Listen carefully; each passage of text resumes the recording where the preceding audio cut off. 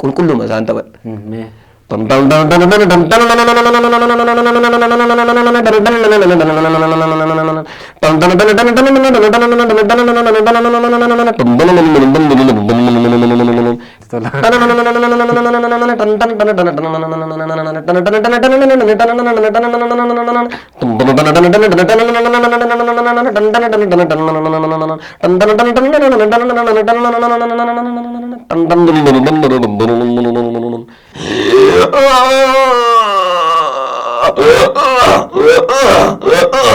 Isheen ameessi yookaan immoo dhaltiin immoo mbaa isheen jabbini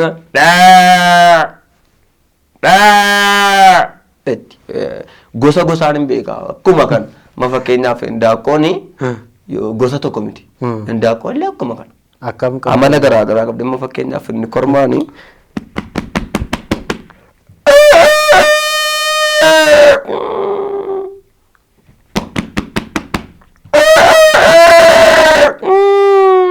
ada ini sokor mana kon? Isheen dhaltu immoo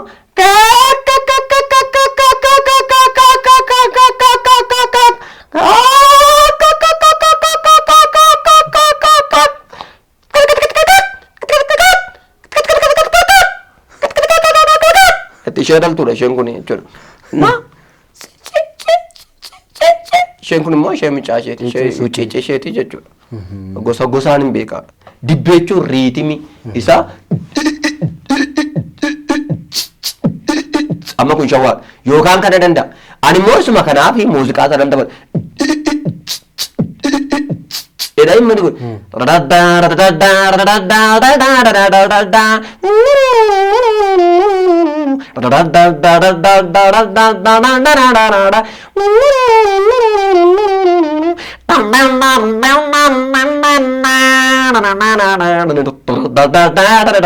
amma waan meeqan sii taphadhe waan sadii sii taphadhe voosii lamaa fi liidiin gidduu sii gashee dibbee shawwaa sana ajjin kan deemu jechuudha. Akkuma kana reegee diiskoo cikcikaa walti minaamin hedee jira.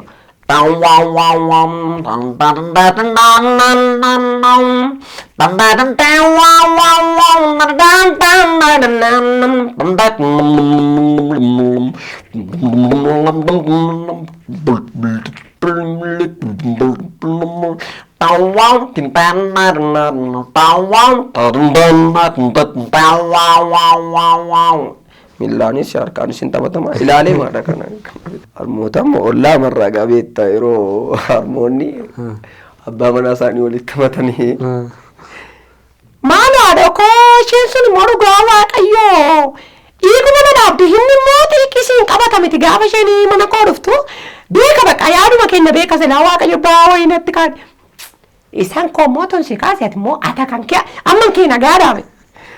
Taayini yoo nakkeessi intaan jedhaani achumaan illee ergaa ta'a kanan jedhu tokko ijoollee durbaa amma sa'aatii kanatti namoota kaleessa wajjin barattee wajjin guddattetu sagalee tokko fidaniiru amma sa'aatii kana. Vookaalii shaakalanii ta'e akkamatti fidan ta'e hin beeku sitti dhufu waayini Yusufiidhaan maatsa garugaa obeessi keessa hojjetamne si beeka miidiyaatu waa yeroo dhufa bakka ana gaarumni akkamat ani koollamtuudhaami mucaashee biyya keessa indeettuu yeroo ta'ellee waliin kilaasii seennee turre ati nodiistee deemte garuu akkasitti indeettu biyyatti asumaan illee warra akkasitti haasoftan kuni sagalee makee noormaalii haasaa achuun barbaada. Mi'eeffachuudhaaf immoo maaliif akkas godhan? Egaa ani namoota wal jajjaranoo akkamitti haasa'an? Yaa egaa sirkiis gaafa haasa'aa deemanii inni dhiiraas jalqabeem bizii ta'e xiqqoo malee waan biraamti jechuu jalqabeera amma dhiirrisi durba duwwaa bira miti. Sinubadda dhugaa sinubadda rakkinaan qabu baay'een sinubaddan anis immoo mucaa isuma kootiitu bilbila yeroo tinaa bilbiltee irra galaa turte sana maaliidha jedhee na cannaqe maalii ati maal jalqabde naan jedhee rakkoon qabu bakka anis bizii ta'eeti beektaa yeroo sana hojii tu'edha anis jalqabeera beektaa asumaan illee mitikkuunis nakkeessaati dhiisaa naasayinaa beekte. Eenyu abaan Oromoo tokko taa'ibate isaa kakee kana miti isa dhangadaan kamaasii dhaqee nan gala ximmiri gaafa nirfee mandii ga'ee buna ajajadu bunaabeti moo biiraa naafidde eessuun amma qotiyyoo ga'u dhufee ana bira taadha mataa isaa kana akka qoraattiin nama warraana iji isaa kana akka shamishii Oromoo kana diimata obboleessaan qabu taa'e mallaaqii dhabe taa'e ani nafsee kana keessaa ba'ee sodaadhee du'ee calma jedhee ana fattasa nan ka'e ruuccee koo waammadhee gaafani gara abbaa qolomoo ga'ee lafa gurraacha nama gurraacha argu garraa kon nafsee kun adeebi'e maali Oromoo kana taa'e warri kamsaas warri kashaboos taa'e gadi warra kamshaa fi warra ashaboo jechuudha taa'e gadi amma tirtira jiru hin jiru balaa yakkaarraa dhufanii hin jiru warra afaan amaaraa nama afaan amaaraa nageenya jira warra akka gumuzii warra gumuzii nageenya jira afaan Oromoo hunda dhagaa afaan Oromoon olii gala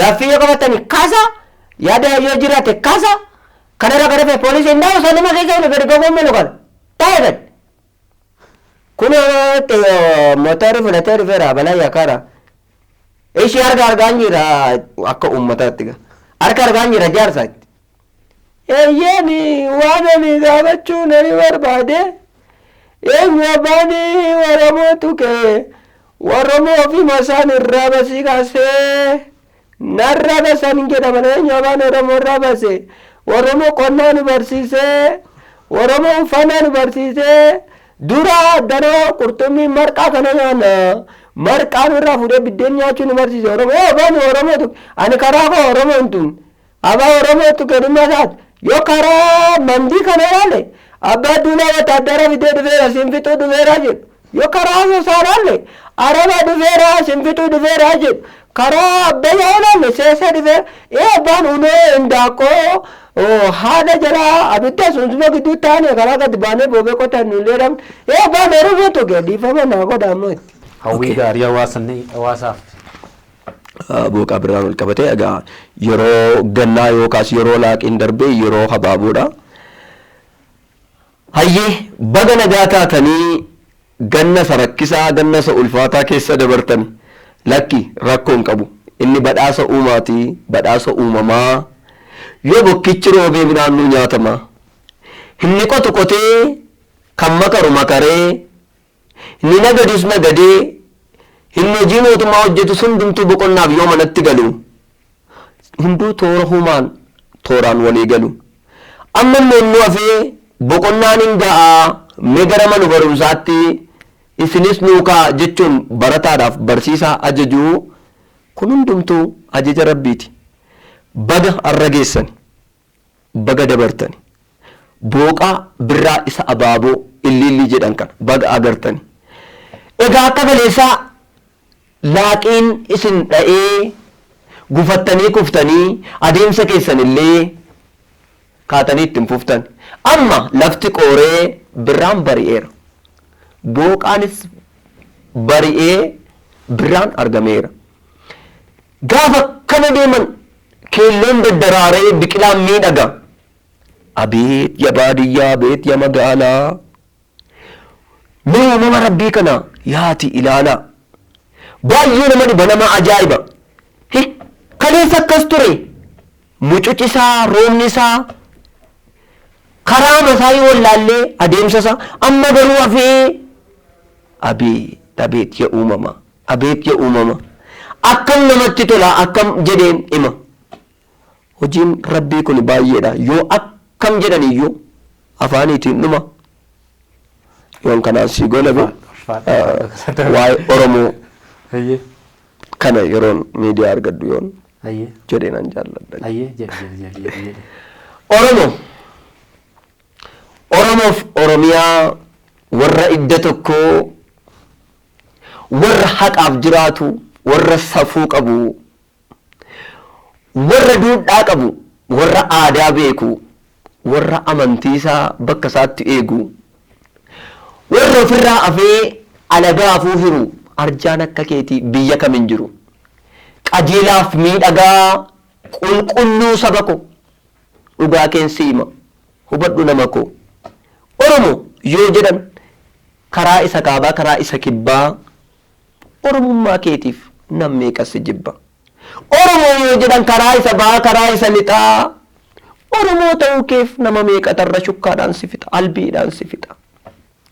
Summiin siif qophaa'es siinuus hin dandeenye. Karaa hundaa dhufees bakka yaada hin geenye. Dararamaa dhuftee miidhamaa dandamattee Oromoo koo hin banne unuma jiraatte. Oromoon kun hime Oromoo isa gurraacha, Oromoo isa diimaa, moo Oromoo isa adii, Oromoo isa burree, Oromoo isa sirrii haqa isaaf jiraatu, osoo beela'u immoo isa beela'uuf laatu, Oromoo isa duudhaa isaa isa haqa isaa beeku, Oromoo isa safuu isaa isa amantii isaa eegu, Oromoo isa beekaa, Oromoo isa haqa, Oromoo isa ayyuu, hamma dhugaansaa, hamma haqni isaa, hamma mirgisa, hamma akeekni isaa eegamuutti immoo Oromoo san deebine, Oromoo san teenye. Lakkiin fudhadhu jedhee isa soban dhageenye. Oromoon akkasi. Oromiyaan immoo biyya. Anis Oromoodha. Kanaaf ani isin tiyya. Dhiyoo kana waa dhageen ture. Suma sirrii naa bilbilanii. Gumusiin akkas jettee naan jedhanii, akkas jettii jedhan. Amma inni Oromoo kana baruma yoomii tasgabbaa'ee jiraata. Baay'ee aangoo hin qabnu jedhee gara aangootti dhufe. Moo Oromoo miti isa aangoorra jiru kana maal ta'a Oromoo kana yoo guyyaa tokko walii galee waliin isaa danda'ee jiraate yaani hunda amma inni Oromoo kanatti hin bu'ina jettii jedhanii.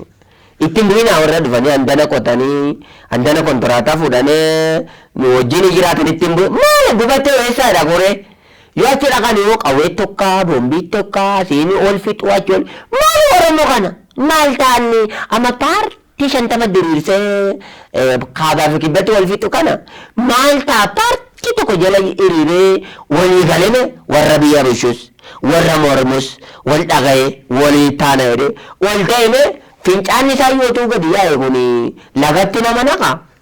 Maa Oromoo amma kana baay'eetti bara baraan waliin dhageenya kana baa ati immoo addanaayyuu ishanii qixxee nurraa fuute abbaa ishee fi haadha ishee daarii dhiibdii nyaachii jiru teessuma akkasii akkasii waliin gaattee ati immoo amma hundumaa mee Oromoo amma hundumaa amma dhuguma uummataaf gittaa miti hundumaa maali waan baay'ee dhagaan jiru moo isa Ameerikaa dhagaa achi maxxafa Ameerikaa taa'ee waa'ee isaa addanaa naasa'u ofiisaaf dhagee warra faranjii kana wajjin Ingilifa kana Oromoo kana galchuu Ingilifa kana haasa'a walii galaa achuma ta'a. Uummata koo akkasii ta'aa jira akkasii ta'aa jira jedhee uummata isaanii ijaaru. Isa achi aangoora taa'u kanatti gadi ba'ee uummatatti waa hin dubbatu maal godha hundumatti tokko ta'e amma eenyuutu gidduutti dhumaa jira uummatuma isaanii dhumaa jira. Kana keessa kunis miidhamni irraan amma dura shaboo baddaatti dhufa zayita baddaatti dhufa buna baddaatti dhufa waan meeqa baddaatti dhufa amma hin dhabne Oromoo irraa waan meeqa dhabneera amma ofiisaaf iyyuu miidhamee Oromoo miidhama keessa jira ittiin bu'ina Oromoo kana miidiyyaa irra nu oolchaa jiran.